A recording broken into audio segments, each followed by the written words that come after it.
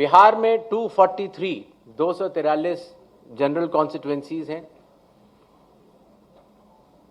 ST 2, ST 38। Next, Bihar के विधानसभा की कालावधि 22 नवंबर तक समाप्त हो रही है और उसके पहले ही चुनाव संपन्न होंगे। पूरी चुनाव आयोग की टीम पिछले 2 दिनों से बिहार में है। हालांकि इसके पहले भी हमारे वरिष्ठ अधिकारी पूरे बिहार का दौरा कर चुके हैं। आने के बाद सबसे पहले चुनाव आयोग ने बिहार की सभी मान्यता प्राप्त राजनीतिक दलों के साथ बैठक की। बिहार के सभी डीएम, एसपी, एसएसपीज, आईजी, डीआईजीज, कमिश्नर्स के साथ साथ सभी एनफोर्समेंट एजेंसीज के हेड और नोडल ऑफिसर्स के साथ भी मुख्य निर्वाचन अधिकारी Bihar, state police nodal officer और सीएपीएफ के नोडल अधिकारियों के साथ बैठक की और उसके बाद बिहार के मुख्य सचिव, बाकी सचिव के साथ भी बैठक हुई, डीजीपी से के साथ बैठक हुई और अब हम आखिरी चरण में हैं। जो सब कुछ हुआ उसका ब्यौरा आपको देकर फिर हम लोग वापस दिल्ली प्रस्थान करेंगे। नेक्स्ट।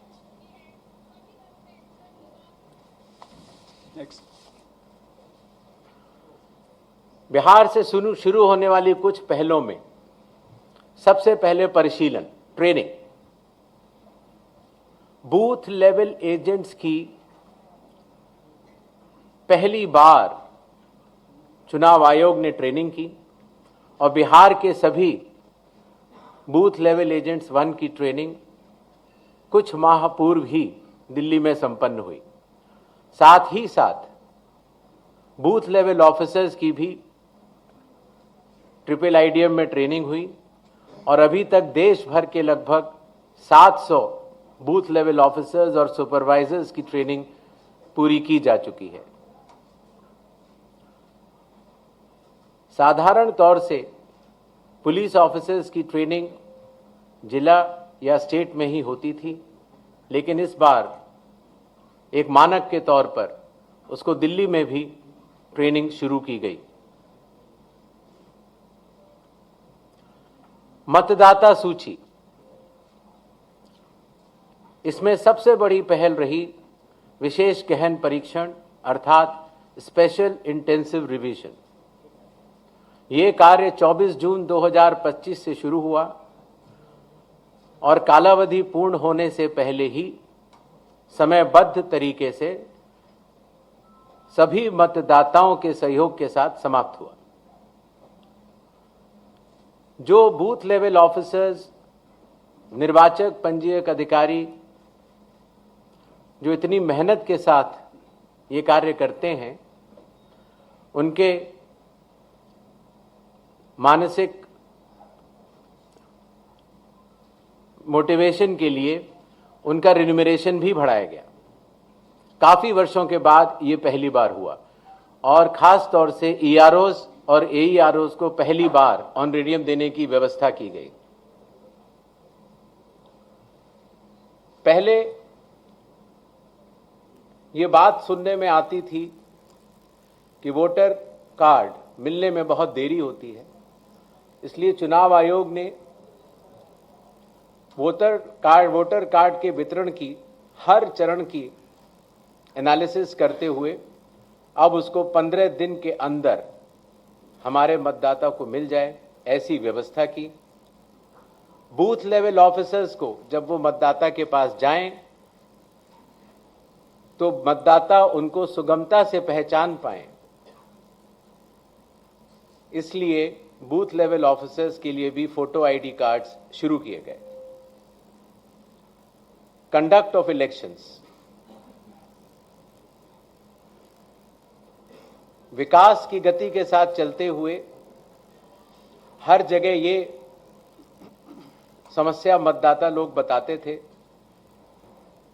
कि कई बार जब लाइन में खड़े होते हैं तो मोबाइल की आवश्यकता पड़ती है। आजकल मोबाइल कोई नहीं छोड़ना चाहता, तो इसलिए बूथ के कमरे के ठीक बाहर मोबाइल जमा कर अपना वोट देने के बाद ठीक बाहर आएं और अपना मोबाइल ले जाएं। ऐसी व्यवस्था की ट्रायल की जा चुकी है पिछले बाई इलेक्शंस में, और बिहार में ये पूरे राज्य में लागू होगा, सभी 90,000 पोलिंग बूथ पर। फिर एक बात ये भी समझ में आई कि जो मतदाताओं को वोटर इंफॉर्मेशन स्लिप दी जाती है, जिससे कि उनको पता लग जाए कि ये बूथ कहां पर है, और अगर चाहें तो पहले भी जाके देख सकते हैं, उसमें बूथ की संख्या और पता बड़े फॉन्ट में, अगर आप देखेंगे इसमें तो लाल रंग से उसमें चौकोर किया हुआ है, तो बड़े फॉन्ट पर आप दूर से ही देख सकते हैं, जिससे कि आप अपने मतदान केंद्र में बड़ी सुगमता के साथ जा सकते हैं। इलेक्शन कमीशन ने टेक्नोलॉजी का सहारा कई वर्षों से लिया हुआ है। धीरे धीरे करते करते लगभग 40 एप्लीकेशंस बन चुकी थी, जिसको कि हर मतदाता को या स्टेक होल्डर को बार बार अलग अलग लोड करना पड़ता था। इसलिए सबको मिलाकर एक कंप्यूटर प्लेटफॉर्म तैयार किया गया, जिसका नाम है one stop digital platform ECI net.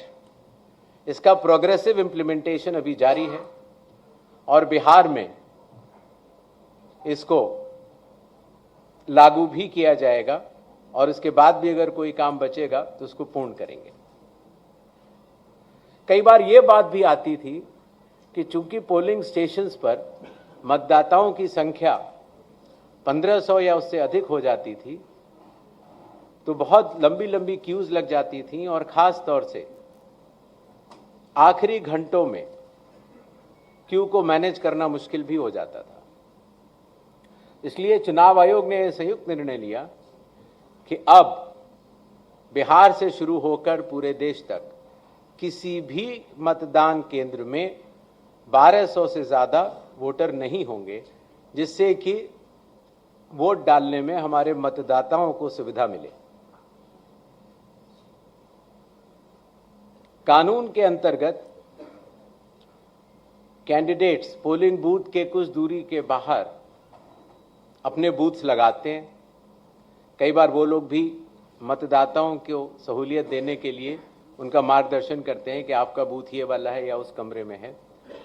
तो पहले ये काफ़ी दूर लगाने की अनुमति होती थी, अब 100 मीटर की दूरी पर पोलिंग स्टेशन से हर प्रत्याशी अपने बूथ लगाने के लिए स्वतंत्र है।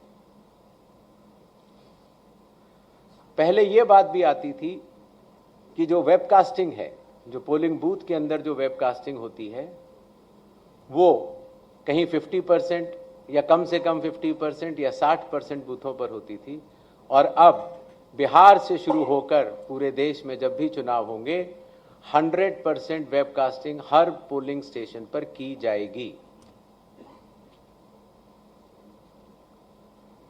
कई बार प्रत्याशियों ने यह बात कही कि जब ईवीएम पर जो बैलेट पेपर या कागज लगता है, उसमें जो उनकी फोटो आती है वो ब्लैक एंड वाइट होती है, और इसलिए मतदाता को पहचानने में कई बार दिक्कत हो जाती है। हालांकि चुनाव चिन्ह तो रहता है, और साथ ही साथ ये भी बात आई कि सीरियल नंबर भी बड़ा होना चाहिए। तो इसलिए बिहार के चुनाव से शुरू करके पूरे देश में अब सीरियल नंबर का फॉन्ट भी बड़ा होगा, और प्रत्याशियों की फोटोग्राफ वो कलर्ड फोटोग्राफ लगाई जाएंगी। मतगणना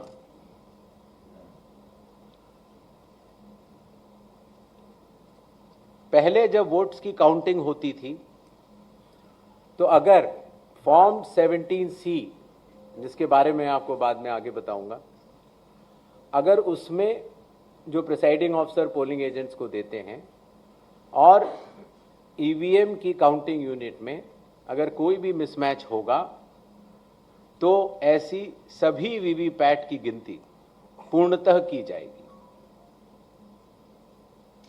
इसी तरीके से पोस्टल बैलेट्स की गिनती भी ईवीएम के आखिरी 2 राउंड से पहले पूर्ण करना अनिवार्य होगा और ईवीएम के आखिरी 2 राउंड उसके बाद ही शुरू होंगे।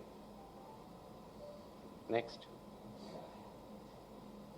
और सबसे बड़ी बात, जब चुनाव खत्म हो जाता है तो उसके बाद हमारे सारे मीडिया कर्मी और काफ़ी लोग ये जानना चाहते हैं कि कितने वोटर्स थे, कितने लोगों ने वोट किया, कितनी महिलाओं ने वोट किया। ये सारा डिटेल इंडेक्स कार्ड में अवेलेबल होता था और पहले हम इसको अलग से लेकर फिर चुनाव के समाप्त होने के बाद काफ़ी दिन लग जाते थे इसको इकट्ठा करने में, उसके बाद हम इसको वेबसाइट में डालते थे। और अब चूंकि धीरे धीरे ECI नेट का प्रोग्रेसिव इम्प्लीमेंटेशन हो रहा है, इसलिए ये डिजिटल इंडेक्स कार्ड्स चुनाव खत्म होने के कुछ दिनों के भीतर ही आप सभी को देखने को मिलेंगे।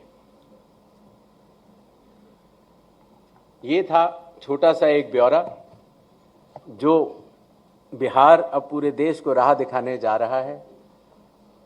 17 नए इनिशिएटिव्स जो कि बिहार में सफलतापूर्वक कुछ लागू हो चुके हैं और कुछ कंडक्ट ऑफ इलेक्शंस में लागू होंगे और कुछ काउंटिंग में लागू होंगे।